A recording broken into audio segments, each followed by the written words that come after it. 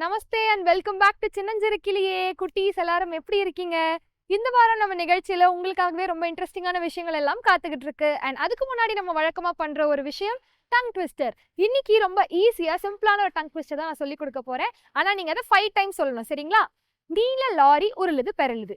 நீல லாரி உருளுது பெறலுது. நீல லாரி உருளுது பெறலுது. நீல லாரி உருளுது பெறலுது. நீல லாரி உருளுது பெறலுது. ஃபாஸ்டா சொல்லி ட்ரை பண்ணி பாருங்க.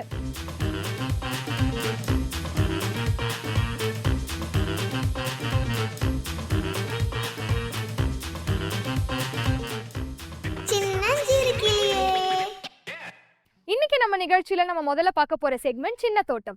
இதுல நெகிழிய பயன்படுத்தி எப்படி விதை விதைக்கலாம் அப்படிங்கறத கத்துக்கலாமா? இதை நமக்கு கத்துக் கொடுக்கறதுக்காக வராங்க தோட்டக்கலை ஆசிரியர் ஜி முல்லைவனம் அவர்கள். வாங்க போய் கத்துக்கலாம். சின்ன தோட்டம். இன்று பார்த்தீங்கன்னா நம்ம சின்ன தோட்டம் நிகழ்ச்சியில் வீட்டில் பார்த்தீங்கன்னா சமையல் அறையில் விழக்கூடிய வேஸ்ட் பொருட்கள், எப்படின்னா நெகிழி பொருட்கள் நம்ம சொல்லுவோம். இது வந்து அரசாங்கம் வந்து பார்த்திங்கன்னா உணவுப் பொருட்கள்லாம் வந்து பார்த்திங்கன்னா ஒவ்வொரு நெகிழியும் வந்து அது மக்கும் தன்மையுடைய நெகிழியை தான் வந்து இன்றைக்கி உணவுப் பொருட்களுக்கு வந்து அறிமுகப்படுத்தியிருக்காங்க. இதை வந்து மாணவர்கிட்ட வந்து நம்ம வந்து எப்படி நம்ம கிச்சனில் வந்து வேஸ்ட் ஆகக்கூடிய பொருளை வந்து திருப்பியும் நம்ம வந்து மரம் நடுற முயற்சி எப்படின்னா, இந்த பிளாஸ்டிக்கை வந்து பொல்யூஷனாக அதை ஆக்கக்கூடாது. இதையே வந்து நம்ம வந்து மண் நிரப்பி விதைகளை வச்சு மறுபடியும் மரம் வளர்க்குற முறையை நம்ம வந்து சொல்லி கொடுத்துருக்கோம். இந்த நெகிழி பார்த்திங்கன்னா எண்ணெய் கவரு. இந்த எண்ணெய் கவர் பார்த்திங்கன்னா கிட்டத்தட்ட ஒரு 45 நாள் மட்டும் தான் அந்த கவர் இருக்கும். அதுக்கப்புறம் பார்த்திங்கன்னா இந்த மண் வந்து அந்த நெகிழியை வந்து சாப்பிட்டுடும். இது வந்து பார்த்திங்கன்னா பயோகம்போஸ்டிங் அதை வந்து பயன்படுத்தியிருக்காங்க. இந்த பயன்படுத்துகிற பொருள் தான் வந்து இப்போ வந்து வீட்டில் பால் கவர், எண்ணெய் கவர், தயிர் கவர், இந்த மாதிரி மாவு கவர் இதை வந்து வச்சு தான் இப்போ இன்றைக்கி வந்து மறுசுழற்சியை வந்து மாணவர்கள்கிட்ட வந்து தூக்கி குப்பையில் போடக்கூடாது பிளாஸ்டிக்கை அப்படின்ற இது மறுசூழ்ச்சி முறையை வந்து நம்ம எப்படி மாணவர்களுக்கு வந்து இன்றைக்கி நம்ம செயல்படுத்தணும், பிளாஸ்டிக்கெல்லாம் நம்ம எப்படி ஒழிக்கலாம் அப்படின்ற முறையை வந்து இன்றைக்கி மண்ணை நிரப்பி விதைகளை வந்து விதைக்கு நம்ம சொல்லிக் கொடுக்க போகிறோம்.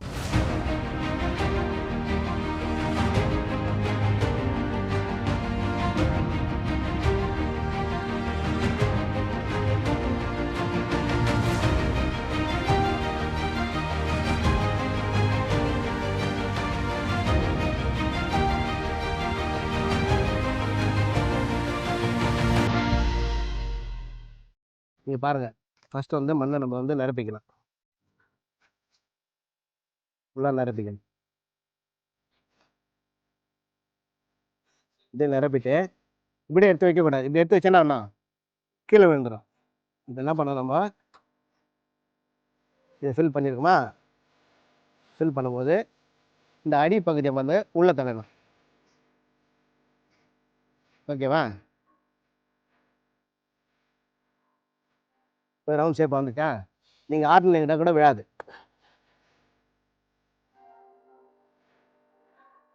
போயிட்டு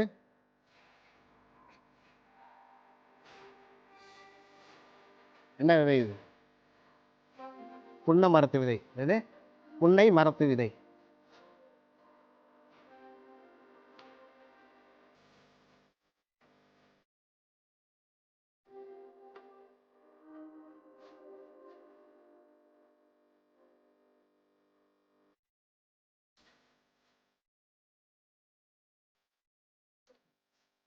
இப்படி தான் நம்ம வந்து ஒவ்வொரு பால் கவர்லையும் இந்த மாதிரி விதையை போட்டு நம்ம வளர்த்தணும். இது பார்த்திங்கன்னா இந்த கவர் வந்து பார்த்திங்கன்னா ஒரு 45 நாள் கழிச்சு இந்த கவர் வந்து பார்த்திங்கன்னா இந்த மண் சாப்பிட்ரும். அதுக்கு முன்னாடி மரம் பெருசாக வளர்ந்துடும். உடனே எடுத்துகிட்டு போய் நம்ம மரத்தை வந்து கீழே நட்டுடணும். இந்த பிளாஸ்டிக்கை வந்து நம்ம குப்பையில் போடாமல் திருப்பி ரீசைக்கிளிங் பண்ணுற முயற்சி தான் நம்ம வந்து வீட்டில் வந்து கிச்சனில் விழக்கூடிய, நீங்கள் வீட்டில் சாப்பிட்ற பொருள் பால், எண்ணெய், மாவுலாம் வாங்கி நம்ம யூஸ் பண்ணுறோம் இல்லையா, அந்த பொருளே வந்து நம்ம வந்து வீட்டில் இருக்கிற ரசம் வைக்கிறதுக்கு நம்ம வீட்டில் அம்மா ரசம்லாம் வைப்பாங்க இல்லையா, அப்போ வந்து புளியை கரைச்சிட்டு கொட்டை தூக்கி போடுவாங்க. அந்த கொட்டையை எடுத்து நம்ம இதில் வச்சுட்டு நம்ம வீட்டிலே வந்து மரங்களை உருவாக்கலாம்.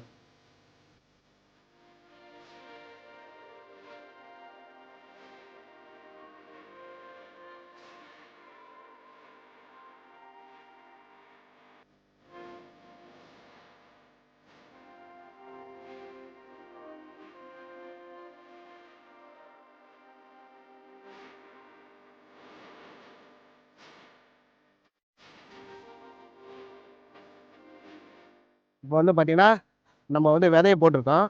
இப்போ விதைக்கு மேலே வந்து பார்த்திங்கன்னா நம்ம வந்து தண்ணி விட்டுருக்கோம். இப்போ தண்ணி விட்ட உடனே பார்த்திங்கன்னா விதையெல்லாம் நம்மளுக்கு வந்து மேலே தெரிய ஆரம்பிச்சிது. இன்னும் ஒரு 2 நாளில் பார்த்திங்கன்னா இந்த விதை வந்து முளைச்சி மேலே வந்து பார்த்திங்கன்னா 2 லீஃப் வரும். அந்த 2 லீஃப் வரும்போது பார்த்திங்கன்னா கொஞ்சம் கேர்ஃபுல்லாக வந்து பூச்சி அடைக்காமல் வந்து பார்த்துக்கணும். என்ன குட்டீஸ், நம்ம வீட்ல வந்து தேவையில்லைன்னு நினைச்சு தூக்கி போடுற விஷயங்களை கூட நம்ம யூஸ் பண்ணி செடி வைக்கலான்றதை நீ கத்துக்கிட்டீங்களா?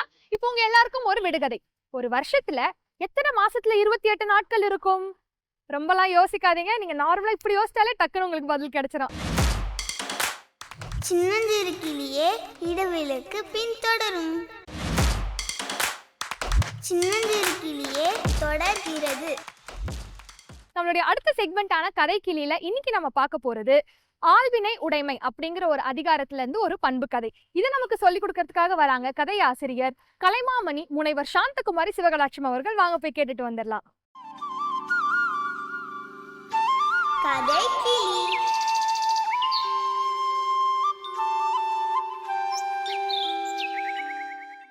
பிள்ளைகளே, இன்றைக்கு ஆள் வினை உடைமை என்ற அதிகாரத்துலேருந்து ஒரு கதையை பார்க்க போகிறோம். கிருஷ்ணா கிருஷ்ணா அப்படின்னு ஓங்கி குரல் கொடுத்தா ரேவதி. கிரவுண்டில் கிரிக்கெட் ஆடிட்டு இருந்த கிருஷ்ணா அவளை நோக்கி ஓடி வந்தான். வாடா, வீட்டுக்கு போகணும், எவ்வளோ நேரம் இங்கேயே விளையாடிட்டு இருப்ப அப்படின்னு கேட்டான். அம்மா, ஒரே ஒரு ஓவர் தாம்மா இருக்குது, பவுலிங்கை முடிச்சுட்டு வந்துடுறம்மா அப்படின்னா. இப்போவே மணி 6 ஆயிடுச்சு, இனிமே போய் குளிச்சு பால் சாப்பிட்டு ஸ்நாக்ஸ் சாப்பிட்டு நீ படிக்க உட்கார வேணாமா? இப்படியே கிரவுண்டே கதின்னு இருந்தால் என்ன ஆறுது? இல்லைம்மா, அதை வந்துடுறம்மான்னு ஓடியே போயிட்டான்.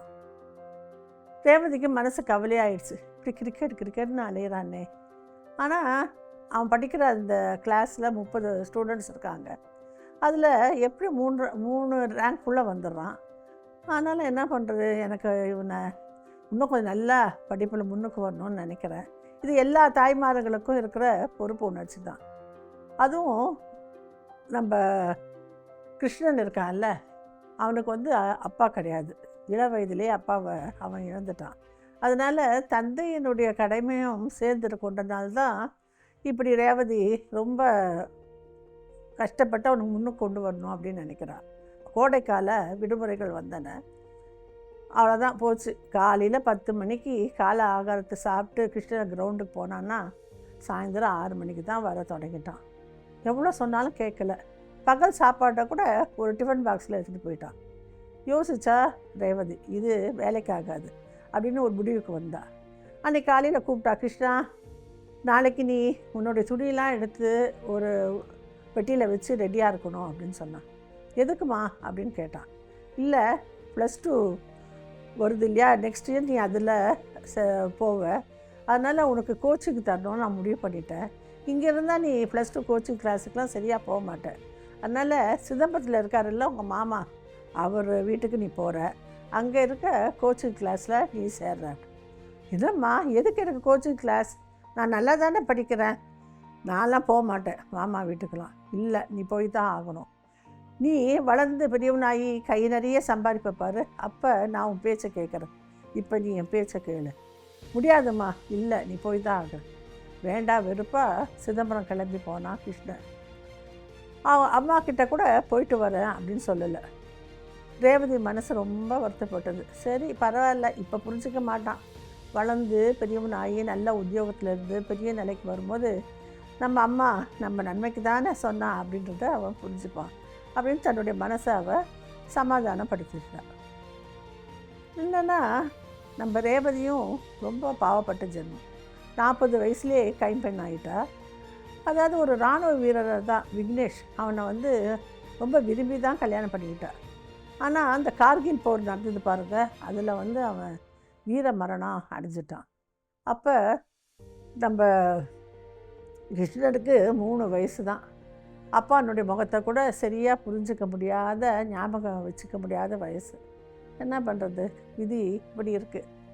ஆனால் அந்த விதி திருப்பியும் 2வது முறையும் நம்ம ரேவதியை தாக்குச்சு. ஆனால் இந்த முறை அதில் அகப்பட்டது கிருஷ்ணனாக இருந்தான். கிருஷ்ணன் வந்து சிதம்பரம் போனான் இல்லைங்களா, அந்த பேருந்து ஓட்டிக்கிட்டு போன டிரைவருக்கு திடீர்னு ஹார்ட் அட்டாக் வந்துடுச்சு.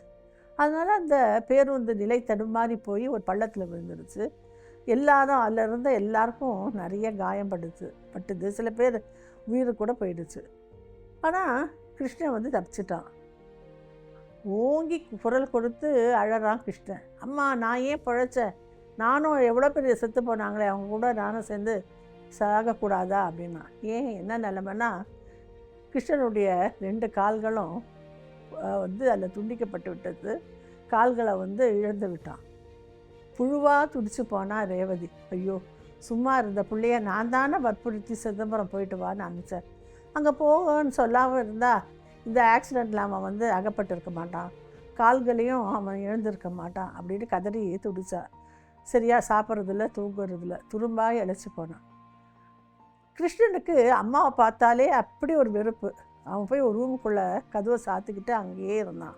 யாரோடையும் பேசுகிறதில்ல, ஃபோனில் கூட நண்பர்களோட பேசுகிறதில்ல, தொலைக்காட்சி பார்க்கறதில்ல. யாரோ அவனை பார்க்க வந்தால் அவங்கள கடுமையாக திட்டி விரட்டினான். ஒரு நாள் ரொம்ப மன கஷ்டத்தோட ரேவதி உட்கார்ந்துருக்கும் போது அவன் ரூமிலேருந்து இந்த கிரிக்கெட் பேட்டும் ஸ்டம்ப் கட்டைகளும் அவளை நோக்கி அப்படியே வீசப்பட்டன.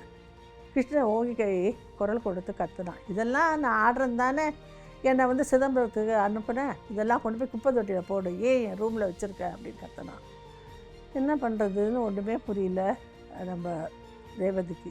அவளுடைய கணவன் வீரம் மரணம் அடைஞ்சார் இல்லையா, அதனால் அவருக்கு அரசாங்கத்தில் ஒரு நல்ல வேலை கொடுத்துருந்தாங்க. 6 மாதம் அவள் விடுப்பு எடுத்திருந்தா. அதாவது கிருஷ்ணனை பார்க்கணும், நல்லா கவனிக்கணுமேன்னு. இப்போ அது முடிய போது நாளைக்கு போய் டியூட்டியில் சேரணும். ஆனால் கிருஷ்ணன் இந்த நிலைமையில் இருக்கானே, அவனை விட்டுட்டு எப்படி போகிறது அப்படின்னு அவளுக்கு ரொம்ப மனசு கவலையாக இருந்தது. இப்போ என்ன பண்ணுறதுன்னு யோசிச்சுட்டே படுத்துட்டு ரொம்ப தவிச்சிட்டு இருந்தா. உள்ளே போன கதவை மூடிட்டு உள்ளே போன அந்த கிருஷ்ணன் வெளியில் வரவே இல்லை. போய் கதவை தட்டுறா. வாப்பா, வெளியில் வந்து சாப்பாடுனா சாப்பிடு, இந்த பாலைனா குடி, இந்த இட்லினா சாப்பிடுன்னு எவ்வளோ கெஞ்சும் வெளியில் வரவே இல்லை. ரொம்ப மன நொந்து போய் படுத்துட்டு இருந்தா நம்ம ரேவதி. இரவு மணி ஒரு 12 மணி இருக்கும். டக்குன்னு சத்தம். அவ்வளோதான், இவளுடைய இதய துடிப்பு அப்படியே வேகமாகிடுது. ஐயோ, என்ன சொல்ல போகிறானோ, இப்போ என்ன பண்ண போகிறானோன்னு சொந்த பிள்ளையை பார்த்தே பயப்படுற நிலைக்க வந்துட்டார். அப்போ அம்மா அப்படின்னு ஒரு குரல் கேட்கு. என்னது இது, நம்ம பையன் கிருஷ்ணனா இவ்வளோ அன்பாக கூப்பிட்றான் அப்படின்னு திடுக்கிட்டு வாரி சுருட்டி எழுந்து உட்கார்ந்தான். அதாவது வேறு அறுந்த மரம் போல் அப்படியே அம்மா காலில் விழுந்தான் கிருஷ்ணன். நான் பெரிய பாவியம்மா, என்னுடைய கெட்ட குணம்தான் எனக்கு இந்த கால்கள் போச்சு. நீ எனக்காக தானே இவ்வளோ பாடுபட்ட, அது தெரியாமல் உன் மனசை எவ்வளோ புண்படுத்தின, எவ்வளோ தகாத வார்த்தைகளாலும் கொடுமையான செயல்களாலும் நான் காயப்படுத்தினேன். என்னை மன்னிச்சிடுமா, இனிமேல் நான் அப்படி இருக்க மாட்டேன். அடுத்த வாரம் எனக்கு செயற்கை கால்கள் பொறுத்துறாங்க இல்லையா, அதை வச்சு நான் நல்லா படிப்பேன், நல்லா சாதிச்சு காட்டுவேன். உனக்கும் வீர மரணம் அடைஞ்ச என்னுடைய அப்பாவுக்கும் நான் நல்ல பேரை வாங்கி தருவேன் அப்படின்னு சொன்னான். அப்படியே மகனை வாரி அணைச்சிக்கிட்டா ரேவதி. அம்மா ரொம்ப பசிக்குதுமா அப்படின்னு சொன்ன உடனே அவளுடைய கண்களிலிருந்து ஆனந்த கண்ணீர் வந்தது. இனிமே தன்னுடைய மகனுக்கு என்னுடைய எதிர்காலம் ரொம்ப ஒளிமயமாக இருக்கும் அப்படின்னு பூரிச்சா. நம்ம கிருஷ்ணனுக்கு செயற்கை கால்களை பொருத்தினாங்க. முதல்ல ரொம்ப கஷ்டப்பட்டான். அதை வச்சு நடக்கும்போது தொடையெல்லாம் புண்ணாச்சு, ஒரே வலியில் துடிச்சான். ஆனாலும் அவன் தன்னுடைய முயற்சியும் தன்னம்பிக்கையும் விடலை. அவன் முதல்ல நடந்தான், பிறகு ஓடனான். அதுக்கப்புறம் மலை ஏறக்கூட ஆரம்பிச்சிட்டான். ஏன்னா அங்கே இருக்கிற அந்த இயற்கை சூழ்நிலையை அவன் மனசுக்கு ரொம்ப பிடிச்சதுனால மலை ஏற்றத்தில் அவன் பயிற்சி எடுக்க ஆரம்பித்தான். ஒரு 4 வருஷம் ஓடிச்சு. நம்ம கிருஷ்ணர் இன்ஜினியரிங்கினுடைய கடைசி வருஷத்தில் இருந்தான். அப்போவே அவன் வெள்ளங்கிரி மலையை, அதாவது வெள்ளியங்கிரி மலையை சரசரன்னு ஏறி இறங்கிட்டான். உடனே படிப்பெல்லாம் முடிஞ்ச உடனே அவன் உத்தரகாண்டில் இருக்கிற நேரு இன்ஸ்டியூட் ஆஃப் மவுண்டனரிங் என்ற அந்த இன்ஸ்டியூட்டில் போய் சேர்ந்தான். அவன் ஸ்பெஷல் பயிற்சி, அதாவது ஊனமுற்றவருக்கு மலை ஏறத்தில் அங்கே ஸ்பெஷலாக பயிற்சி தராங்க. அதில் சேர்ந்து அவன் மலைகளை ஏற ஆரம்பித்தான். அவனுடைய ஒரே குறிக்கோள் எப்படின்னா எவரெஸ்ட் மலையை ஏறிடணும். எல்லாரும் கேலி பண்ணாங்க. நல்லா கால் இருக்கிறவங்களே வலிமையான கால்கள் கொண்டவங்களாலேயே எவரெஸ்ட் மலை ஏறுறதுன்றது ரொம்ப கஷ்டம். இவன் வந்து இந்த ஊனமுற்ற காலை வச்சுட்டு செயற்கை காலை வச்சுட்டு எப்படி ஏற போகிறா அப்படின்னு கிண்டல் அடித்தாங்க. ஆனால் கொஞ்சம் கூட கிருஷ்ணன் வந்து மனம் தளரலை. அவன் வந்து பயிற்சி எடுத்தான் நல்லா உடம்பையும் கால்களையும் வலிமையாக்கி கொண்டு அவன் ஏறி இறங்கினான். ஒரு கட்டத்தில் ஒரு நாள் உலகமே வியந்து பார்க்குற அளவுக்கு எவரெஸ்ட் உச்சி அடைஞ்சான். அங்கே நம்முடைய தேச கொடியை வந்து நட்டு அதுக்கு சல்யூட் அடித்தான். அந்த காட்சியை உலகம் முழுவதும் இருக்கிற தொலைக்காட்சி நிலையங்க வந்து காட்டினாங்க. அவனுக்கு பாராட்டு வந்து குவிஞ்சது, பரிசு பொருட்களும் வந்து குவிஞ்சது. அவன் பெரிய பணக்காரர் ஆனான். நல்ல வீடு வாசல் எல்லாம் வாங்கி ரொம்ப வசதியாக இருந்தான். ரயில்வேயில் வந்து அவனுக்கு ரொம்ப பெரிய பதவி கொடுத்தாங்க. பிரதமர் கூப்பிட்டு அவனை வாழ்த்தினார். ஜனாதிபதி விருது கிடச்சிது. இப்படி தன்னுடைய விடாமுயற்சினால் தன்னுடைய சொந்த தாய் நாட்டுக்கும் தன்னுடைய தாய்க்கும் தன்னுடைய தகப்பனுக்கும் ஒரு நல்ல பேரை வாங்கி கொடுத்தான். அவனுடைய பேர் சரித்திர ஏடுகளை வந்து பதிஞ்சது.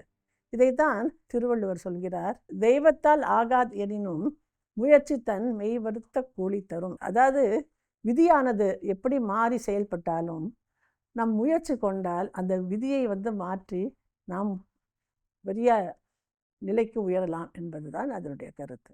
என்ன குட்டீஸ், எல்லாரும் கதையை நல்லா இன்ட்ரெஸ்டிங்காக கேட்டு என்ஜாய் பண்ணீங்களா? இப்போ விடுகதைக்கான ஆன்சர் டைம். ஒரு வருஷத்துல எத்தனை மாசத்துல 28 நாள் இருக்கும்? நீங்க நல்லா யோசிச்சு பார்த்தீங்கன்னா தெரியும், எல்லா மாசத்துலயுமே 28 நாள் இருக்கும். சின்னஞ்சிறு கிளியே இடைவேளைக்கு பின்தொடரும். சின்னஞ்சிறு கிளியே தொடர்கிறது. இப்போ நம்மளுடைய அடுத்த செக்மெண்டான அச்சமில்லைல சூப்பரான ஒரு தற்காப்பு கலையை தான் நம்ம கத்துக்க போறோம். சிலம்பமோட அடுத்த பயிற்சியை நம்ம கத்துக்கலாமா? இது நமக்கு கத்துக் கொடுக்கறதுக்காக வராங்க பவர் பாண்டியன் மாஸ்டர் அவர்கள். வாங்க போய் கத்துக்கலாம். இப்போ வந்து அடுத்த மூமெண்ட் வந்து இந்த பெயர் வந்து வழக்கத்தில் எல்லா பல நாடுகளில் கூட அந்த பெயர் உண்டு. ஆனால் இங்கே இதுக்கு வந்து பெயரை வந்து இது சிலம்பக்கலையில் இருக்கிற தமிழ் பெயராக இல்லை. இருந்தாலும் வழக்கத்தில் இருக்கிற பெயர் உடான். Left leg forward. இந்த உடான் என்பதற்கு ஒரு சுத்தமான தமிழ் சொல் வந்து துள்ளி திருகி.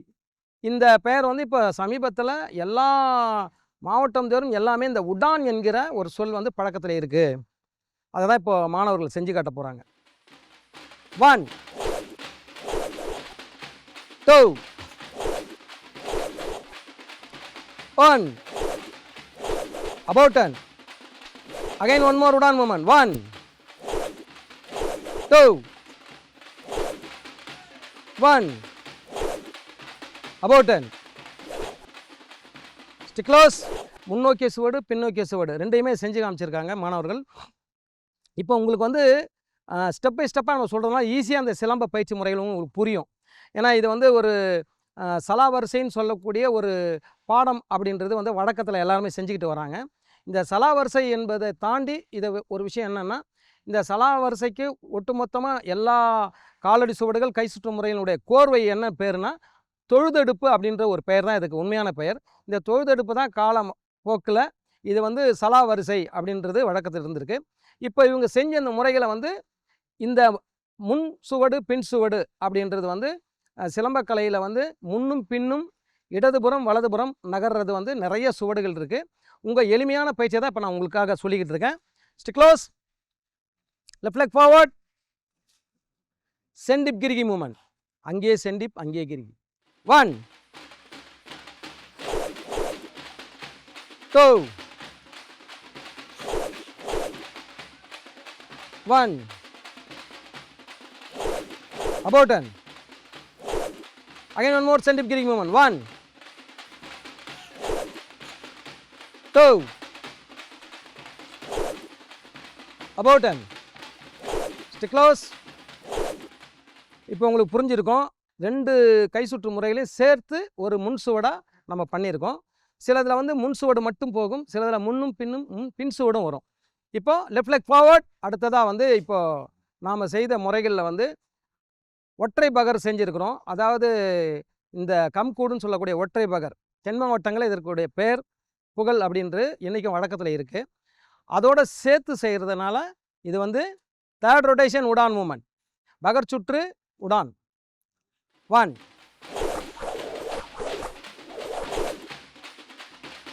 About turn.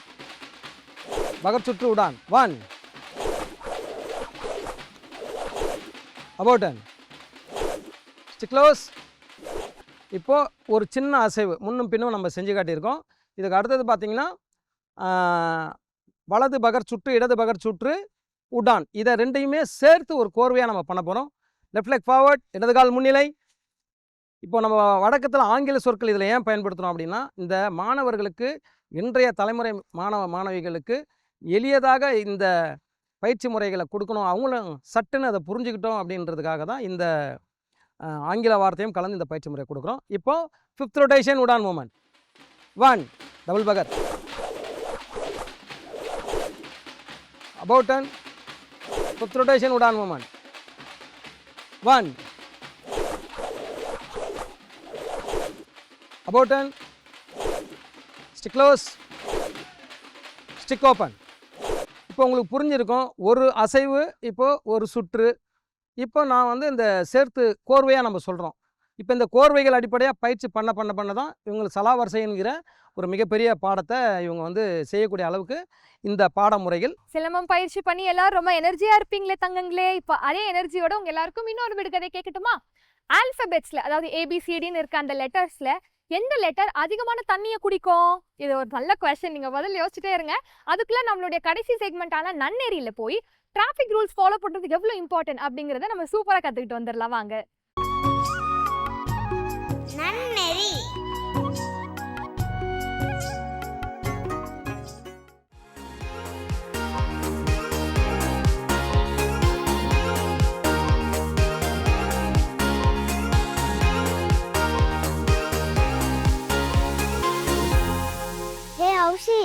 நான் தான் ஏரியாலே ஃபாஸ்ட்டாக ஸ்கூட்டர் ஓட்டுற சாம்பியன் தெரியுமா?